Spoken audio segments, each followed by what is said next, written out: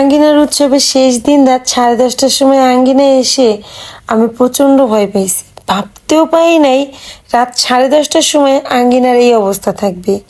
আমি জানতাম শুক্রবার বিকাল থেকে প্রচণ্ড চাপ হবে, রাত 9টা 9:30 পর্যন্ত চাপটা থাকবে, কিন্তু রাত 10:30টার সময় যে এইরকম চাপ থাকবে কল্পনাও করতে পারিনি। আমি এর আগে কখনোই আঙ্গিনায় এত ভিড় দেখি নাই। দেখেন অবস্থা, রাত 10:30টার সময় কোনো দিকে তাকানোর মতো অবস্থা নাই, সব দিকেই শুধু মানুষ আর মানুষ। অনেক কষ্টে ভিড় ঠেলে সোজা চলে আসলাম আমার বড় ছেলের কাছে। এই যে বাংলাদেশ হিন্দু ছাত্র সংগঠনের পক্ষ থেকে আমার বড় ছেলে আর তার বন্ধুরা মিলে বিনামূল্যে প্রাথমিক চিকিৎসার একটা ব্যবস্থা করছে এখানে। ওদের এই উদ্যোগটা আমার অনেক ভালো লাগছে, কারণ অনেক দূর দূরান্ত থেকে অনেক ভক্তরা এখানে আসে। হঠাৎ কেউ অসুস্থ হয়ে গেলে সঙ্গে সঙ্গে একটা চিকিৎসা পায়, খুবই ভালো উপকারে আসে। তো আসুন এবার আমরা 4 জনে মিলে একটা সেলফি তুলবো। এই যে আমার বড় ছেলে, ছোট ছেলে, তার বাবা আর আমি, আমরা সবাই মিলে সেলফি তুললাম। এরপরে চলে আসলাম পুষ্পান্ন প্রসাদ নিতে। আজকে হচ্ছে সারা রাত থাকবো, এই ইচ্ছা আছে আমার। তো নাট মন্দিরের ভিতরে ভাবছি পরে যাব, আগে ঘুরবো, সব জায়গা থেকে প্রসাদ খাবো, তারপরে মেলায় যাব, সব শেষে নাট মন্দিরের ভিতরে বসবো, সারা রাত বসে নিরিবিলি কীর্তন শুনবো। পুষ্পান্ন প্রসাদ নিয়ে আসলাম। আর এইদিকে আমার মেজো বোন, সে চলে গেছে আইসক্রিম আনতে। এখানে তো ফ্রিতে সবাইকে আইসক্রিম দেয়। আমি কিন্তু গতকাল এখান থেকে 3-4টা আইসক্রিম খেয়েছি।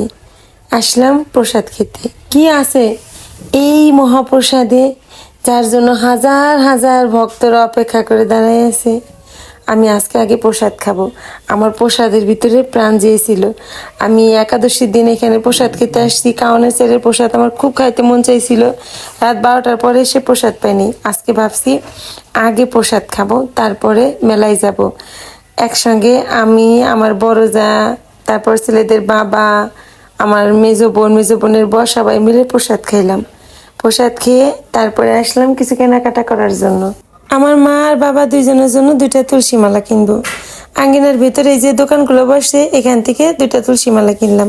তারপর আপনাদের দাদাকে বললাম চলো একটু মেলায় যাব, কিন্তু সেই বেচারা রাজি হইল না। সোজা বলে দিল এখন রাত 1টা বাজে, আমি মেলায় যেতে পারবো না, বাসায় যাব। কিন্তু আমার একটা ঢোল কেনা দরকার, তাকে তো মেলা নিতে পারলাম না। এই যে আমাকে নিয়ে আসলো আঙ্গিনার সাথে এই যে ঢোলের দোকান, এই দোকানে এখান থেকে একটা ঢোল কিনে দিয়ে ছোট ছেলেকে নিয়ে বাসায় চলে গেল। ভাগ্নির জন্য ঢোল কিনলাম। রাত তখন 1টা বাজে। দেখেন অবস্থা আঙ্গিনার, মনে হচ্ছে যেন মাত্র সন্ধ্যা হয়েছে, তখনও অনেক ভিড়। তো আঙ্গিনায় আসলাম। আমার মেজো বোন বললো চলো বর্দি আমরা মেলায় যাই। আমার মেজো বোনের বর আর আমি রাত 1টার সময় মেলা